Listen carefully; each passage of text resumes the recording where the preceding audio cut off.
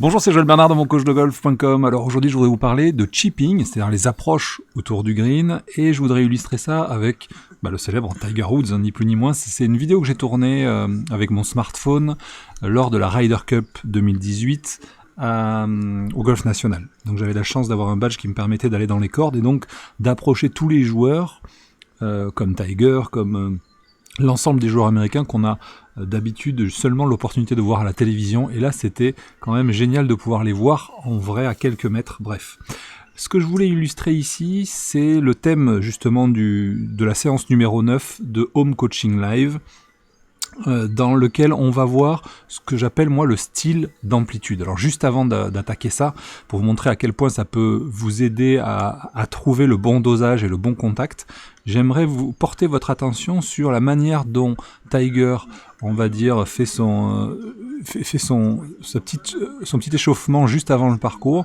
Vous remarquez que, ok, il part du même endroit, mais il vise à chaque fois des cibles différentes. Il varie aussi le lie, vous voyez, comme ceci. Donc l'esprit, si vous voulez, c'est que la notion de répéter, toujours la même approche, toujours le même drapeau, toujours le même coup, c'est quelque chose qui va vite vous limiter dans votre progression. Voilà, donc ça c'était, on va dire, une parenthèse, puisque là, ça permet ce qu'on voit là permet d'illustrer justement ce que je suis en train de vous dire. Alors, on va revenir sur Tiger et sur les premiers chips qu'il fait dès le départ, pour observer quoi? Pour observer donc ce que j'appelle le style d'amplitude. On va voir par exemple sur le premier chip, il fait un chip assez court. Vous pouvez observer par exemple ici la position de ses mains, la position de sa tête de club à la montée, ok. Et là j'aimerais que vous observiez attentivement, alors je bouge après pour suivre la balle, mais normalement on devrait voir le finish. Voilà. Donc il s'arrête, voilà, sur les points de repère que j'ai mis. Regardez bien où se retrouvent ses mains et sa tête de club. D'accord, par rapport à une balle qui était située ici. Ce que vous devez retenir, c'est que, on va dire, allez, grosso modo, 1, 2, 3. C'est-à-dire qu'il fait 2 tiers, 1 tiers. Alors, voyons si c'était juste le premier coup. Et hop, on repasse au deuxième. J'efface ça. On y va. Là, il choisit une cible un petit peu plus éloignée. Moralité, il augmente l'amplitude. Alors comme je vous ai dit dans le cours numéro 6, lorsqu'on a travaillé le wedging, dans la séance numéro 6 en live, eh bien, vous pouvez soit doser avec... Alors malheureusement, voilà, là ça va s'arrêter à peu près par là. Vous pouvez remarquer qu'effectivement il finit plus loin, mais tout à l'heure, allez on va imaginer, on va refaire le truc, ses mains étaient plutôt par ici et sa tête de club plutôt par ici.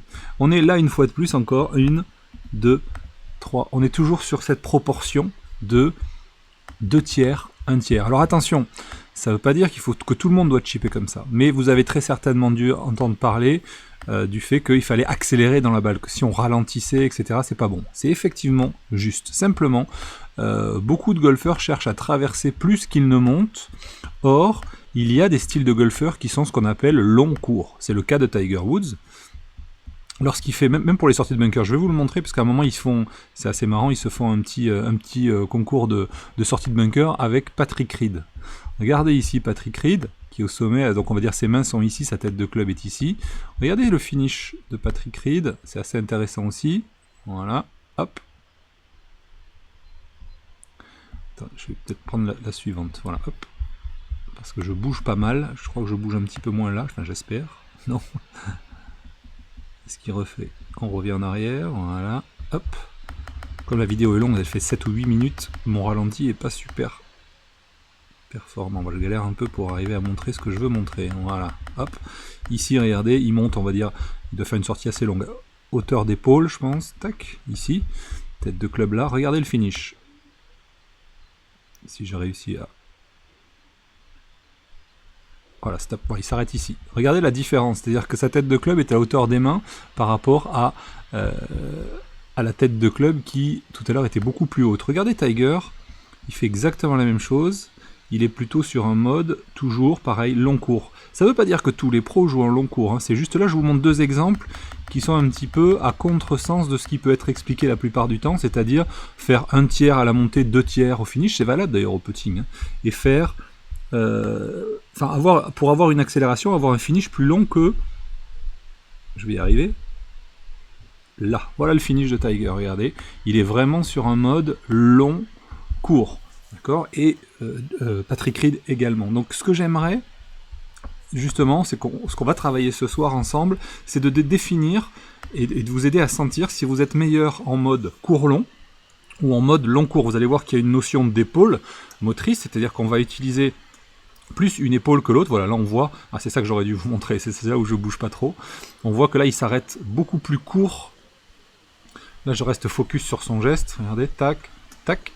Voilà, il finit beaucoup plus court qu'il ne monte, ok. Et ça, c'est vraiment quelque chose de, comment on appelle ça, de commun à certains joueurs, c'est-à-dire ce qu'on appelle les longs courts, mais d'autres vont plutôt utiliser un système court en préparation et long en traversée.